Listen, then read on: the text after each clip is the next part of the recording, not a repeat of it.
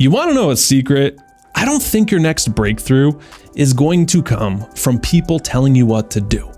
Everyone goes looking for answers, but how many times do you go looking for questions? When you get better questions, you naturally come up with way better answers. So in this video, I want to show you 4 questions you can use to coach yourself. And all you need is a journal, a pen, and the guts to answer some tough questions. Real quick, if you like exercises like this and you want to turn your journal into a self-coaching machine, I just updated our My Best Journal program. More details below. All right, this first question, we're throwing you in the deep end. I actually got this one from Jeff Bezos back in the day. He had this great talk where he's speaking about his secret to going big. Love him or hate him, Amazon's one of the biggest companies the world has ever seen. They started as a bookstore and now they have global domination. And from the outside, his business model didn't make sense. What? You're going into audiobooks? What? You're going into cloud computing? What? You're sponsoring football game? What are you doing? He came up with something called the regret minimization framework, where he would flash forward to him at 80 years old and make the decision from that place. I love that. And so for you, I call this the rocking chair test for your life, that when you are looking at what you're gonna do and you flash forward to yourself 80 years old, you got no hair left, you got wrinkles, but damn, you're smoking a cigar on your front porch, thinking about life. Would you regret not doing blank? So question 1, the regret minimization framework. What would you regret not doing when you're 80 years old? Let's go to question number 2 now. And first, I got to tell you about a guy who has one of the coolest, most badass last names. His name is Mihai Csikszentmihalyi. All right, he's a legendary psychologist who pioneered a concept and put words to something that I know you felt, but maybe you didn't have the words to explain what it was. He called it flow. Moments that you are in where you have deep challenge and also deep concentration. Moments that you felt where time passes and you lose yourself in a project. Flow states can come playing a sport, right? Like a pitcher on the mound, that's the only thing he's thinking about. And then if something pops in your head that takes you out of that flow state, you botch the pitch kind of thing. Flow can be when you're at work and you're, that first cup of coffee and dude, you're working for the first 2 hours, just in the zone. Now, here's what's really cool and why I'm telling you this. They found that people at the end of their life that reported the biggest satisfaction, yep, I crushed it, I loved life, I'm happy, reported being in the most flow states. So what does this mean? That those moments of flow for you are your signposts to do more of them and pursue that. Which brings me to your next self-coaching journaling question. What consistently makes me lose track of time? Throughout this week, pay attention to where you start losing track of time. When you're trying to lose weight, you keep a food log and you write down every single thing you're eating. So you get a week's worth, 2 weeks worth of data and you see oh, do more of this, eat less of this. Same thing with flow.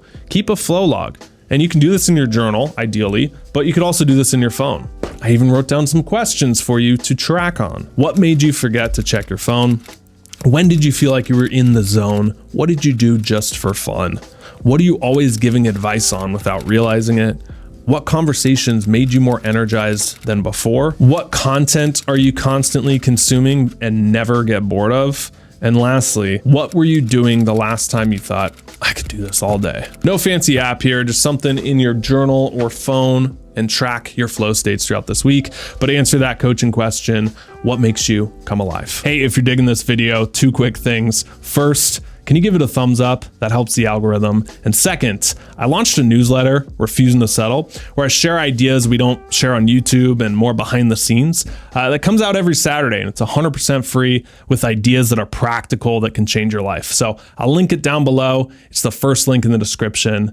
And here is the next question. This question, I want to take a bit of a personal angle, if that's cool. So back in my 20s, I found myself in a long-term relationship where I knew it wasn't right. And we had been dating for over a year. And when something's not right, but it's comfortable because you have the same friend circle, maybe your families have met, you have a routine, you have inside jokes. Well, that dragged on, not 1 year, not 2 years, not 3 years, but finally 4 years before we both were just like, yeah, this is not right. And it was this 4-year battle of trying to flip the other person to make them what we wanted out of them. This question, and questions like the one I'll give you here, would have forced me to not slip into these comfort grooves, where like an analogy would be if you see fresh powder on a mountain that no one has skied or snowboarded on, and you go down it the first time, you can go any which way. But the more times people go down it, it creates these paths that are quicker, slicker, and easier to take. Well, that's how routines and habits and comfort works in your life. And sometimes you're in something just because it's comfortable. And if you really want to change your life, you got to disrupt some of the comforts there. Which brings me to your next self-coaching journaling question. What am I pretending not to know? In my story, I was pretending not to know that this person, it was a round peg in a square hole. We just weren't meant to be. And that's okay. That doesn't mean they're terrible or they're wrong. It's just not working. See, you have this amazing God-given gift. Call it your intuition, call it your gut instinct, where you know and you can feel truth. And oftentimes we ignore it out of comfort. And it's like when you're a kid, remember, and you don't want to hear an answer, what do? No, like not listening. You plug your ears because you don't want to hear it. Well, I think as adults, our version of plugging our ears is we escape. We doom scroll. We play hours of video games. We get sucked into other people's drama, or we numb out, alcohol, excessive food, partying, drugs, and all those things kind of create this slumber-like state that numb us. And watch how you can tolerate way more when you're doing that. And I say tolerating because that's not good. You don't want a life where you're just tolerating people or things. So what are you pretending not to know? Is it a job that you've outgrown that's sucking your soul? Is it a relationship you've been in too long where you're not right? Is it a bad habit that you understand is damaging your energy and your self-view of yourself? Or is it a dream that you're putting off because you don't feel ready for it? I know you're like, well, pretending not to know, okay, what do I do next? So this is a two-part. The next question will help you with this. But first, a little context, otherwise it doesn't make sense. So the story comes from the coach I worked with. And he's someone who worked with rock stars, like high-level CEOs, former Navy SEALs, and of course, his most difficult client, me. But he told me a story that fits here. It was about a dude he was working with who had a really great job, like multiple 6 figures, and he was crushing it.